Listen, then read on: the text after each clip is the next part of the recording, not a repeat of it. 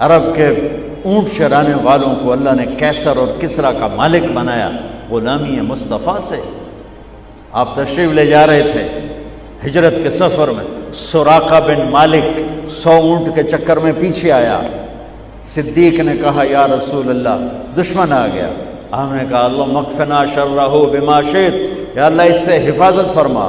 اس کا گھوڑا زمین میں دھنس گیا، کہنے لگا جان گیا ہوں تو کوئی شے ہے، مجھے یہاں سے نکال، پیچھے نہیں آتا۔ آپ نے دیکھا تو گھوڑا باہر نکل آیا، پھر 100 اونٹ کا لالچ، پھر اس نے گھوڑا پیچھے ڈالا، پھر آپ نے کہا اللہ اس کے شر سے بچا جیسے تو چاہے، تو گھوڑا اس کا پورے کا پورا صرف سینہ باہر باقی اندر، کہنے لگا اب میں کلمہ پڑھتا ہوں، میری یہاں سے جان بچا دے، میں تیرے پیچھے خود بھی نہیں آؤں گا، کسی کو بھی نہیں آنے دوں گا۔ تو آپ نے مسکراتے ہوئے فرمایا سراقہ آج تو میرا پیچھا کر رہا ہے، وہ کیا دن ہوگا جب پرشین امپائر کے بادشاہ کے کنگن تجھے پہنائے جائیں گے۔